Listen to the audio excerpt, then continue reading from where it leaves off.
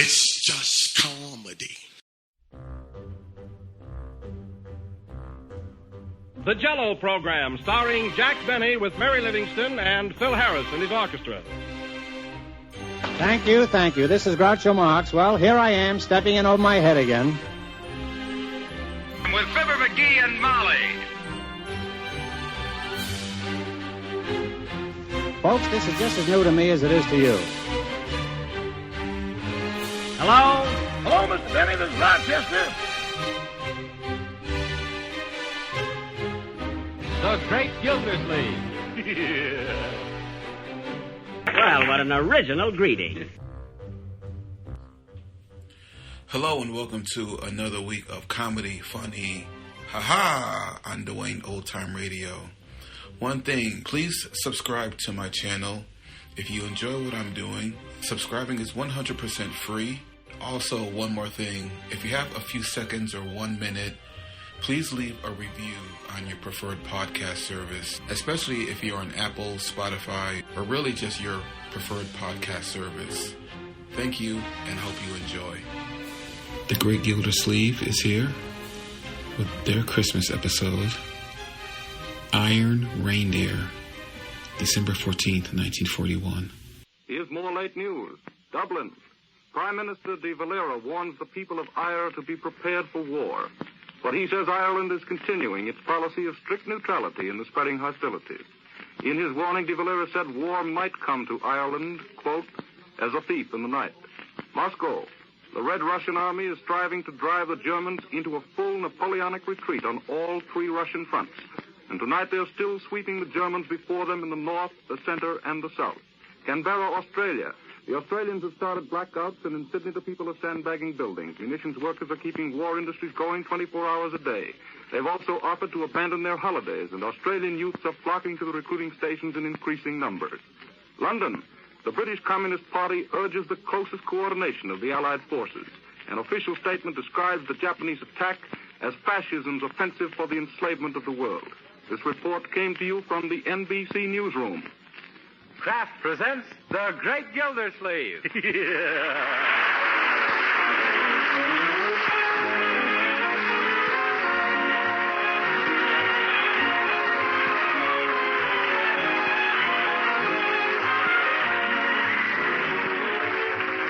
week at this time from Hollywood, California, Kraft presents Harold Perry as The Great Gildersleeve, written by Leonard L. Levinson.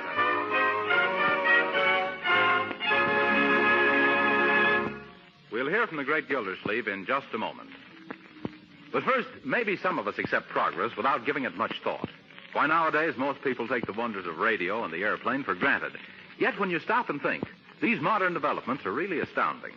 And, of course, there's been a lot of progress in foods, too. Take margarine, for example.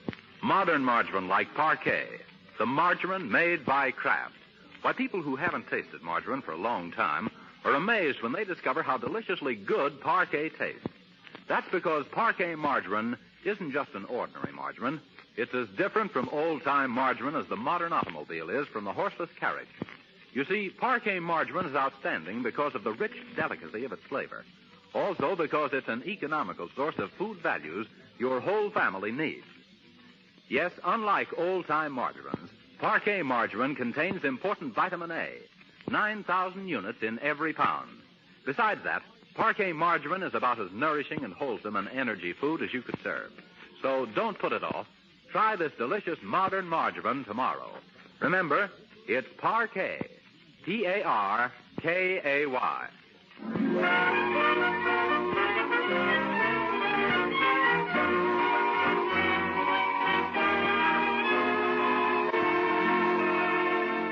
And now let's visit our friend, the Great Gildersleeve.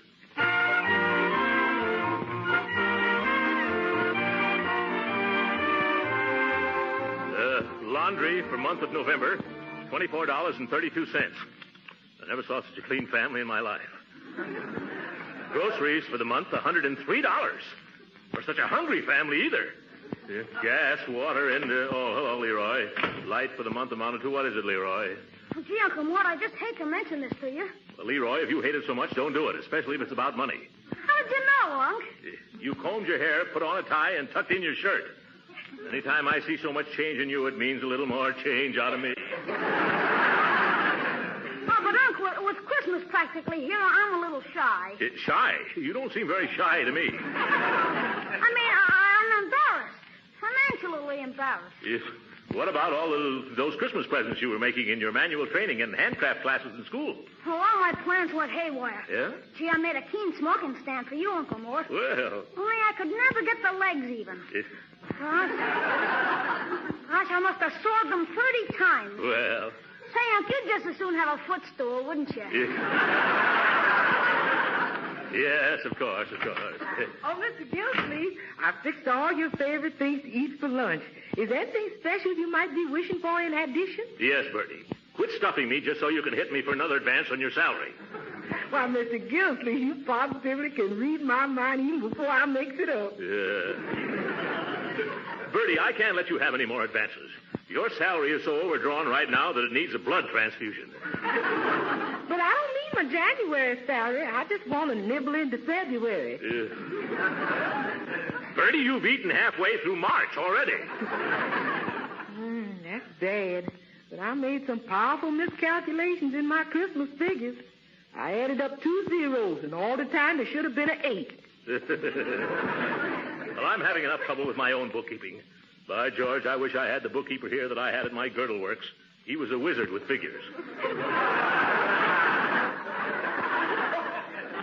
everybody. Oh, hello, Marjorie. Oh, say, Uncle Mort, speaking of figures, my checking account is all in a mess. I'm going to need $50 more for my Christmas shopping. No, see here, all of you. There won't be any more money available in this household till the first of the month. Why? Well, what happened? Well, last Monday I rushed down to the bank and put all our money into defense bonds and stamps. I'm glad you did. Yes, I'm afraid I overdid a little bit, though. I gave them all our ready cash. Well, Uncle Mort, what have you been using for spending money since? Well, Marjorie, do you remember my collection of rare buffalo nickels? Yes. Well, they've gone the way of the buffalo. But I don't mind, though. I want to do everything I can to help. Oh, me too. Yeah. I'm all riled up myself. I want to join the Japanese army. You what? Why, Birdie, what do you mean? Well, I'd like to cook for them people for just one day, that's all.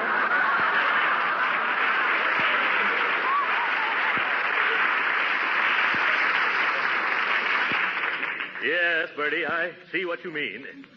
Anyway, we won't mind skipping a few things this Christmas, will we, children? After all, half of what we buy each other always winds up in the storeroom anyway. Say, I've got an idea. Yes, Uncle Mort?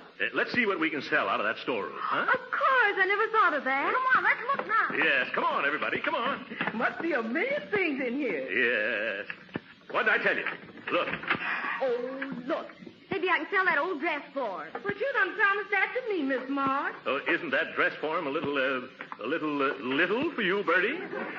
No, sir. I just measures everything on that, and then I multiply by 3, and that's me. Yes, I see. Well, Leroy, you've certainly outgrown that old scooter of yours there. Yeah, but I need the wheels to make a wagon. You know how things are these days. A man can't go around wasting rubber. Say, how about selling buck? Buck? Yes, that's what we call the iron deer in the corner. Oh, that. Used to stand out on the lawn. Yeah, until one Christmas Eve when Grandpa thought he was Santa Claus and tried to ride it home all night long. There's a powerful lot of iron in that animal. It ought to be worth some money. Ain't scrap iron valuable when a country's scrapping? Yes, sir. I think we can get a little dough out of that deer. I'll tell you what we'll do. If any of you can sell it, you can keep the proceeds. Me too, Mr. Gildersleeve? Yes, of course, Birdie. However, I'll deduct the money out of your April wages. Hey, I better get busy. Maybe this will be the beginning of my entire business career. Yeah. Hello, is this Skinner Salvage and Scrap Company that buys anything from a safety pin to a second-hand skyscraper? That's me. Mr. Skinner, I got a big business deal for you. What are you paying for scrap iron these days?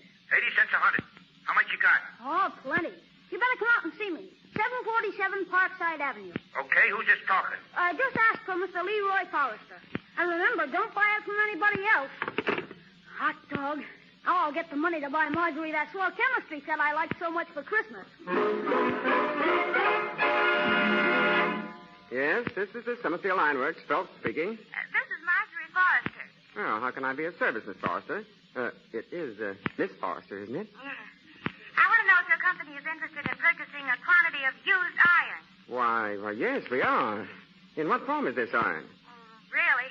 It's a little deer. Oh, we won't quibble about prices, Miss Forrester. No, you don't understand, silly. It's an iron deer. An electric iron, darling?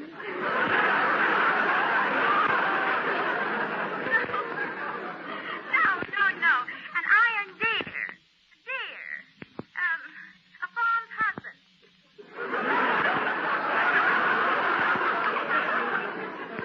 You better let the buyer come out and see for himself. A buyer? Why, I'd like to see what the little deer looks like myself. And I'd like to come face to face with that lovely voice of yours. Really, Mr. Phelps? You're a fast worker. And now, oh, dear, no, I've got to go to the hair appointment now. Oh, what am I saying? Come out about 12:30, Mr. Phelps. Goodbye. Hello? Is this Josephus Bush, the presiding potentate of the excruciating orders of the sons of Pharaoh? You's otherwise known as Joe the Junkman. Well, this is Birdie Lee Coggins of the Sister Lodge, the mysterious and bewildering order of the Daughters of Cleopatra. Greetings from the grand exhausted ruler of the pyramids. Yeah, brother, that's me. Potentate, you know whereabouts I work on Parkside Avenue? Well, hitch your horse to the wagon and trot right up here. I'll sell you a piece of junk that's really a piece of high-class junk. What is it? Well, I don't know for sure, but it's something in the shape of a mule, only it's got his head stuck in a hat rack.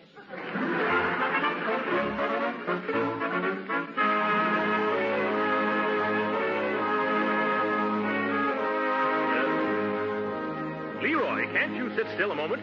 You've been running to the door like a strip of hall carpet. Well, it's on account I'm waiting for Mr. Skinner. Skinner, what does he do? He buys anything from a safety pin to a second-hand skyscraper. I'm going to sell him buck. Well, how much is he going to pay you? 80 cents a 100 pounds, and that deer must weigh a couple of 1,000 pounds at least. Oh, no, Leroy. You'll be lucky if it weighs 200 pounds. Oh, but it looks heavier than you, Uncle Mort, and you must weigh over... Never mind what I weigh over, Leroy. Don't forget that deer's hollow, and I'm not.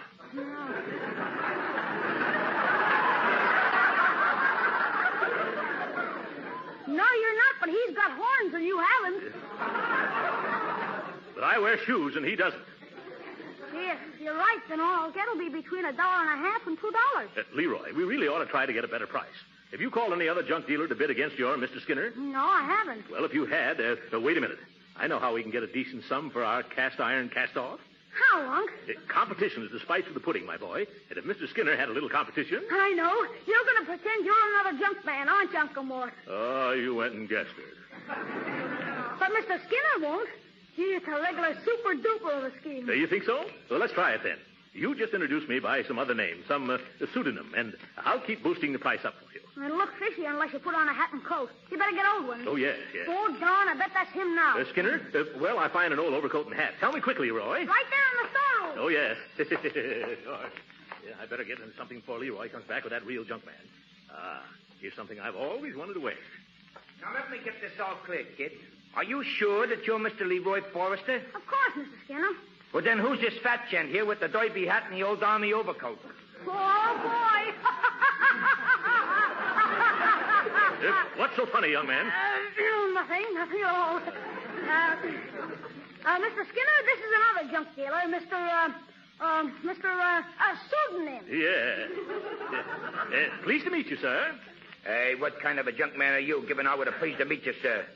And say, I never heard of no local dealer with a name like Sudenheim. Are you a member of the JMCA? No, however, I am a member of the YMCA. I mean the Junk and Metal Collectors Association. Oh. Are you sure you're a legitimate junk man? You sure don't talk like one. Oh, well, that's because I come from Boston.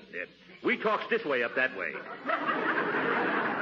Okay? Okay. Yeah. Only one thing. Kind of watch your step around this town. Get it? Yeah, got it. Say, how much will you give me for this swell iron deer, huh? Well, where's the rest of the scrap you want to sell? That's all there is, isn't it enough? For Pete's sake. You mean you dragged me all the way here for one rusty mildewed chunk of metal venison? You mean you don't want it, eh? Well, we'd like to have this little number up in Boston. Yes. Buddy, I'll give you $2 for it. Hey, if you give that much, you're way off your bean, Mr. Sudohammer. What? It ain't worth it at all. I'll give you 2 1/4. Why, you little overbearing overbidder. You can't do that to Throckmorton P. Pseudonym. I'll wipe that nasty little grin off your face, and just about I bid $3. Well, I'll show you the 2 can play at that game. I bid $3.05. 5 cents. You cheapskate, I'll make it $4. Oh, you do? Well, you can have it, Bumper Belt. I'm through. Hey, wait a minute. Don't go. No, don't go. Aren't you going to make another bid? I should say not. I wouldn't give a cent more than $3.75. I'll give $3.80. Gee, don't, Uncle. Oh, my goodness. Oh, Uncle, huh? Aha! I see it all now. You ain't no junk man. Yeah? I could tell from that derby hat you're wearing. You're nothing but a pawnbroker. What? Yes, that's it. A pawnbroker. Uncle Mort, they call me. Hey, kid, you better take my offer. This guy don't look reliable to me. Well, okay, Mr. Skinner. Okay, it's a deal. I'll be back this afternoon for this hunk of junk. And by the way, Sooty. Yes? I'll give you $1 for that hat and coat you're wearing. You will? Yeah, what do you say? Sold.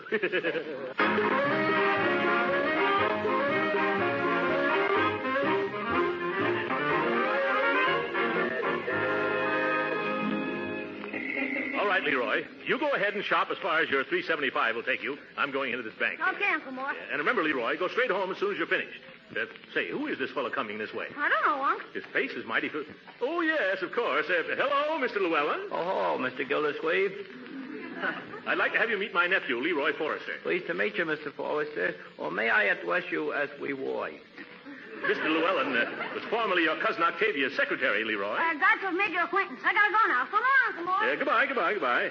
Say, Llewellyn, how does it happen that you're still in Summerfield? Well, I was in such a rush to resign from your cousin's employ, I neglected to collect my last week's salary. Oh, I see. Did that leave you in an awkward financial position? It left me stranded high and dry. Yes. Willie, I'm rather discouraged and depressed. Oh, now, Llewellyn, old chap, remember every cloud has a silver lining. Okay, every cloud has a silver lining. So what? Can I take a silver lining to my landlady and say, here, Mrs. Rafferty, this is to pay the rent? Or can I slice it like bologna and have it for lunch? Or can I use a silver lining in my shoes instead of weather? No, of course not. I didn't realize your predicament. Well, it happens that I need some clerical assistance. Would you like a job? Oh, most emphatically. Oh. Do you know anything about bookkeeping? Oh, yeah, double entry, profit and loss, wedges. Let me recite my experiences. That isn't necessary. I'll give you a trial. You will? Yes. I really need a bookkeeper badly. And I imagine that's just how you keep books. Oh, you don't know how glad I really am. This means I won't have to take the job that was offered to me. Oh, you had a position you could have taken. Oh, yes. I could have gone to work reading news flashes on the radio. They said I'd be a woo-woo.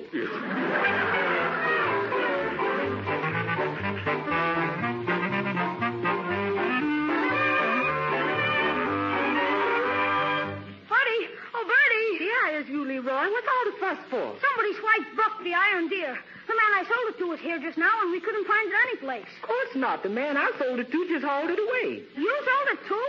Jeepers, now we're in a mess. Mr. Skinner is coming back in 3 hours. Well, just give him a refund on his money. I can't. I spent it. Besides, he told me to have the deer here or he'd go to the police station. What for? They ain't got no deers there. Only bulls. Well, Skinner's going to have me arrested for selling what I haven't got if I can't deliver what he thought he was paying for when he bought what you just sold. Well, say that over again and take out the lump. He's going to get me arrested for selling him a disappearing iron deer. Oh, hello, Uncle Mort. Hello, Mr. Lewellyn. Hello. Gee, Uncle Mort, we're in a jam. A jam? What's wrong? You remember Mr. Skinner who bought the deer for $3.75? Yes? Well, he didn't. How could he didn't? Well, when he came to pick it up, Birdie had already sold it to somebody else. And now Skinner says he's going to have me arrested if he doesn't get the deer back. Oh, my. And I had a lot of matters to straighten out with Mr. Llewellyn here this afternoon. Let's do him later. Huh? What's wrong with your ears, Birdie? Mr. Llewellyn said let's do him later. Uh-huh. There's only one thing to do, and that's to get the deer back. Who'd you sell it to, Birdie? Josephus Bush. Oh, yes, Joe Bush. I've heard that name before. Where is his place of business? Any alley. No, where does he transact his affairs from? Oh, from a horse and wagon. No, Birdie. What Mr. Gildersleeve is driving at is, where does he live? Where does he sweep? Where does he get his telephone calls? At the corner of 33rd and the railroad track. What'd you say? Well, let's go to the railroad track. Yes, we've got to get that deer back before that Skinner returns. Oh, that reminds me, Mr. Gildersleeve. Isn't it a little bit late in the season to be hunting deer? Yeah.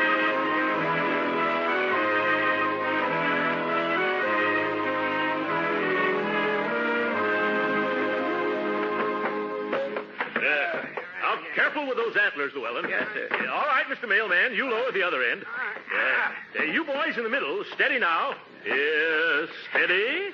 Yes, there it is. Yes. Thank you very much, boys. Oh, I'm pretty tuckered out. Yes. Trouble is you don't keep yourself in condition, Lewellyn. Well, shall we move Buck back into the storeroom or let him stay here in the hallway for Mr. Skinner to pick up? Personally, I was hired as a bookkeeper, not as a longshoreman. Oh, yeah. Well, let's leave it right here for Skinner. And remind me to tell Birdie that her friend, Joe Bush, charges $7 out of her April wages to get this metal moose back here. Yes, sir. You know something, Mr. Gildersleeve? Every time I look at this statue, it reminds me of something. Anybody you know? No. I just can't recollect just what it reminds me of. Oh, well, come with me, Lewellyn, and I'll show you where to wash up. Oh, gladly. Yeah, moving a thing like that's no Halloween prank. Right. This way.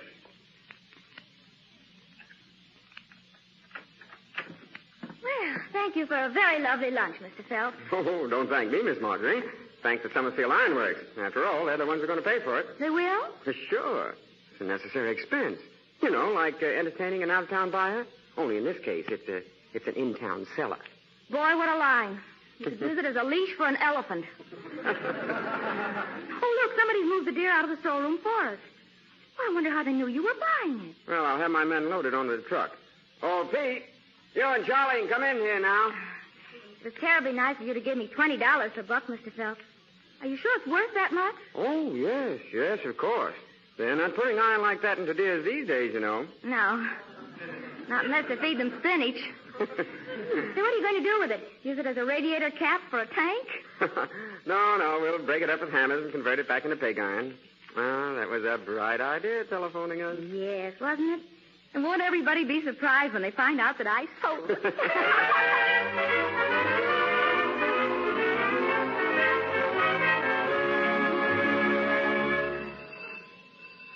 Well, here comes Mr. Skinner back again, Uncle Mort. I'll get him. Yes, all right. Well, thank goodness. Now Leroy can let him cart that deer away, and we'll have the whole matter off our chest, Lewellyn. A good riddance, too, I say. Yeah. Certainly wasn't worth all the trouble it took. Leroy got $3.75, and it cost me $7 to get it back after Birdie sold it. Hey, Uncle Mort, it's Mr. Skinner, all right. Yeah? Where'd you put the deer? It isn't in the storeroom. Of course not. We left it in the hall. Can't you use your eyes? Well, it isn't there now. Well, it couldn't walk away. Did you move it, Lewellyn? Me? After the struggle and trouble I had getting it through the front door? Oh, sir, my mother never raised any foolish children. Yeah, we'll go in there.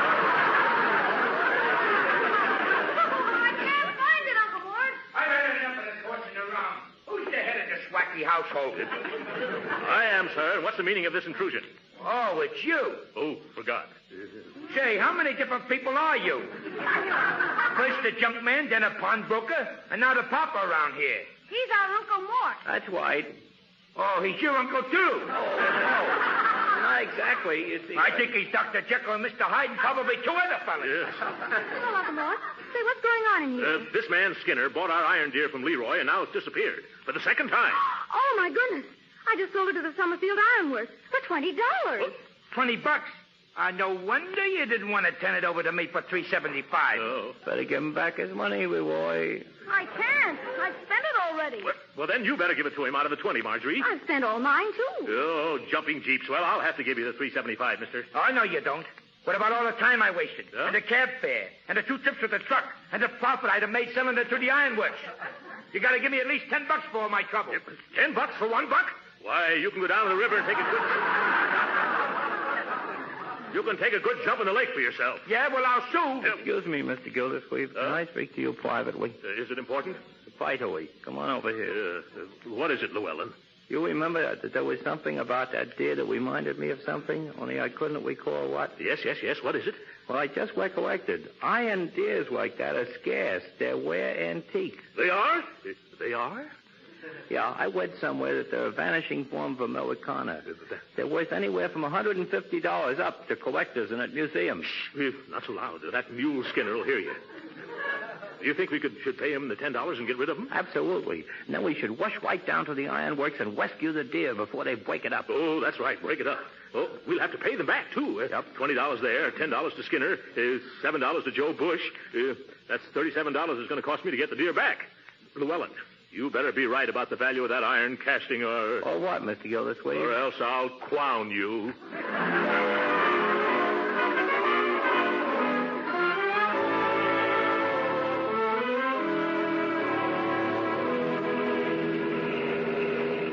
Lewellyn, are you holding that statue carefully in the rumble seat? I'm treating it as if it were very fragile.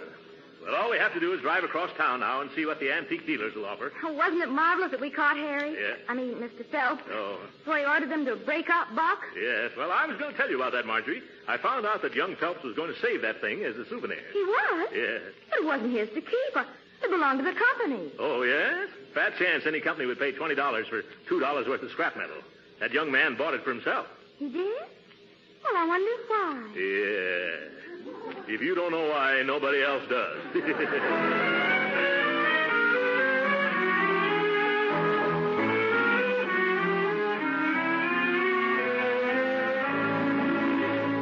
Mr. Gildersleeve, this is Mr. Abernathy, who's an expert on old hitching posts, sundials, and iron deer. Yeah, how do you do, sir? Oh, I'm glad to meet you. Yeah. I thought there was no use loading and unloading the statuary till its authenticity was established. Yes, that's right. Go ahead, Mr. Abernathy. Climb up and examine it to your heart's content. Well, thank you. Well, say, this seems to be rather an unusual item. In fine condition. It is? Oh, that's good news. Of course, there are several simple little tests, like the sound it makes when you knock on it. Oh? Oh, just listen to that. Isn't that music to the ear? I don't know. Does that mean it's genuine? Yes. And it certainly is music to the ear. Gee, Unc, isn't it wonderful? It's just like finding buried treasure. Yeah. Hey, say, I like this item. I'll tell you what I'll do. Bring it in and I'll give you a check for $160. How's that? Now, wait a minute. I'll make it $170. Hey, cut that out, Leroy. That's a very nice offer, Mr. Abernathy. We'll take it. Llewellyn, I suppose you help me lift it out and then hand it down to me. Okay. You grab hold of the legs, Mr. Gildersleeve. Yes, all right. I've got him. Now, be careful. Lucifer Llewellyn is always careful. Easy now. This is worth a lot of money. Watch out it doesn't get away from you. Well, I'll try to, but it's got an awfully slippery wump. What? Look out below! Oh, look out!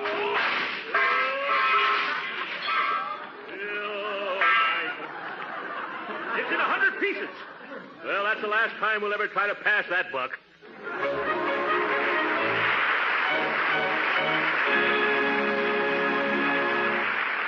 The great Gildersleeve will be with us again in a few minutes. You know, food shopping is getting to be a science these days. Yes, I certainly take my hat off to you housewives. You know a lot about the quality and nutritional value of foods and how to serve your families really tasty and nourishing meals and still keep within your budgets. And that's why I'm sure so many housewives are asking for parquet margarine instead of just saying, some margarine, please.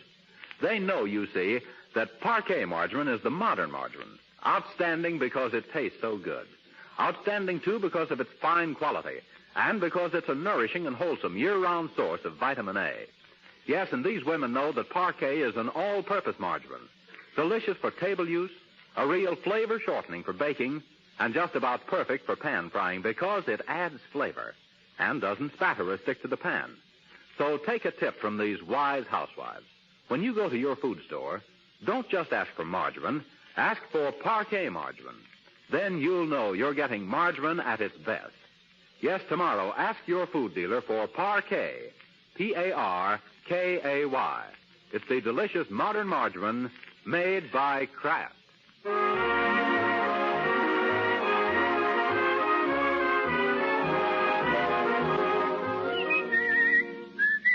Leroy, How can you whistle and chuckle and grin when we've just smashed $160 worth of iron deer? I wanted to wait till we were alone, Unc. When old Buck busted up, something that was hidden inside of him came rolling out. It did? What was it? I picked it up so nobody would see. It's a great big wad of money. Oh, my goodness. Maybe that crash was for the best. There's nobody else around here. Let me see it. Here you are, Unc. Wow, what a roll. Cut the string, Leroy. There. Oh, boy. Oh, darn it, we lose again. It's Confederate money. Good night.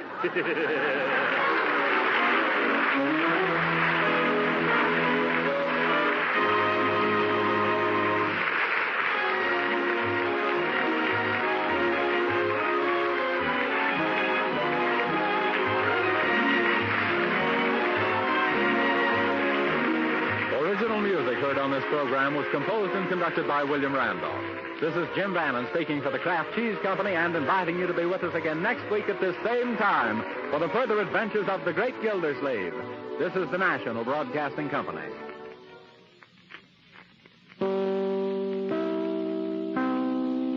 Thank you for listening to and showing your support for my podcast.